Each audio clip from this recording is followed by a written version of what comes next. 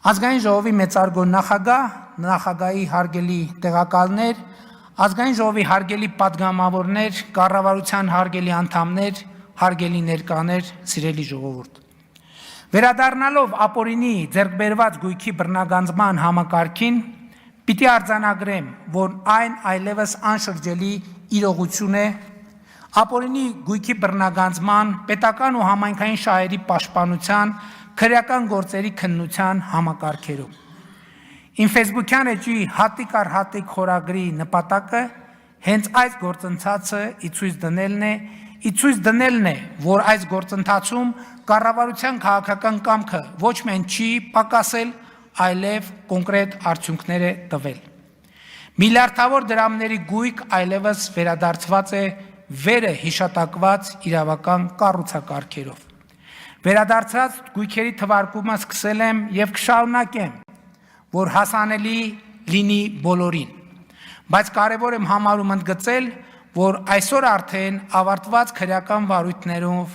դատարաններում ավարտված քրեական գործերով,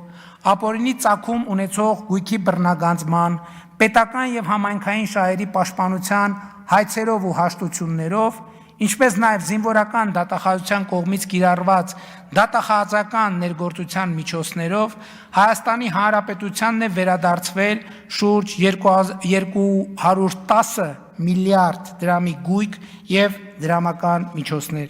Այսինքն այս 530 միլիոն դոլարի գույքերը եւ դրամական միջոցները արդեն իսկ վերադարձված են Հայաստանի Հանրապետությանը։ Կրկին ուզում եմ ընդգծել, որ ապօրինի գույքը տիրապետողների կողմից ցաքուցրիվ անելու ռիսկերը առավելագույնս կառավարվում են, որովհետև շուրջ 1.7 միլիարդ դոլարի գույք այսօր գտնվում է կալանքի կամ արգելանքի տակ։ Վերը նշված, վերադարձված եւ կալանքի տակ գտնվող գույքերը պատկանում են նախկին նախագահների, նախարարների, համայնքների ղեկավարների, քաղաքացիական եւ զինվորական բարձրաստիճան պաշտոնյաների եւ կամ նրանց ընտանիքի անդամների եւ կամ նրանց հետ փոխկապակցված անձանց։ Այդ գույքերը հատիկ առ հատիկ վերադարձվում են եւ վերադարձվելու են Հայաստանի Հանրապետությանը եւ նրա ժողովրդին։ Այս պահին ավելի քան 600 միլիարդ դրամի կամ 1.5 միլիարդ դոլարի ապօրինի ձեռքբերված գույքերի մասով գործեր են քննվում դատարաններում։ Բայց արդեն իսկ վերադարձված գույքերի թվում են Golden Palace Ծաղկաձոր հյուրանոցը, AOX-ի շենքը Երևանի ամենակենտրոնում, Նորատուսի ռադիոկենտրոնը, մի քանի միլիարդ դրամ արժողությամբ հողամասեր Երևանում եւ մարզերում։ Այս թեմային սակայն պետք է նայել նաև այլ դիտանկյունից։ Զանգեզուրի պղնձամոլիբդենային կոմբինատում Հայաստանի Հանրապետությունը 21.8% փայաբաժին ունի իմ տված խոստման համաձայն։ Այդ փայաբաժինը ինքնին մի քանի 100 միլիոն դոլարի շուկայական արժեք ունի, մի քանի 100 միլիոն դոլարի։ Բայց սա ամբողջական պատմությունը չէ։ 2018-ից 2024 թվականների ընթացքում ԶՊՄԿ-ն ավելի քան կրկնապատկել է իր հարկերը նախորդող 7-ամյա շրջանի, այսինքն 2011-2017 թվականների հետ համեմատած։ Թալանի վերադարձը պոչով է լինում։ Բայց սա դեռ ամենը չէ, 2024 թվականին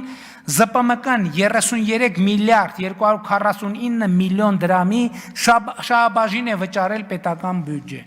Այսինքն միայն ԶՊՄԿ-ի շուրջ մեր համբերատար հետևողական գործողությունների արդյունքում, որը ընդ որում միանգամից տեղի չունեցավ, այլ տևեց 3 տարի, միայն ԶՊՄԿ-ի մասով մենք 1 միլիարդ դոլար գումար եւ գույք ենք վերադարձրել Հայաստանի Հանրապետության։ Միայն ԶՊՄԿ-ով 1 միլիարդ դոլար։ Ոչ ուղիղ իմաստով, բայց անուղղակիորեն այս թեմայի հետ կապ ունի նաեւ ամուսարի խնդրը բարեհաջող հանգուցալուծելը եւ Հայաստանի Հանրապետության 12.5% փայաբաժին ձեռք բերելը եւ ազդագիր համայնքներին տարեկան 7 միլիոն դոլար հավելյալ գումար վճարելու պարտավորության արձանագրումը։ Վիվասել ընկերության վաճառն ու կառավարության 20% փայաբաժին ձեռք բերելը։ Viva Armenia ընկերությունն էլ 2025 թվականին բացի վճարված հարկերից պետական բյուջեը վճարել 2 միլիարդ դրամ փայաբաժին։ Չմոռանաք հավանել տեսանյութը եւ բաժանորդագրվել Civic AM-ի YouTube-յան էջին։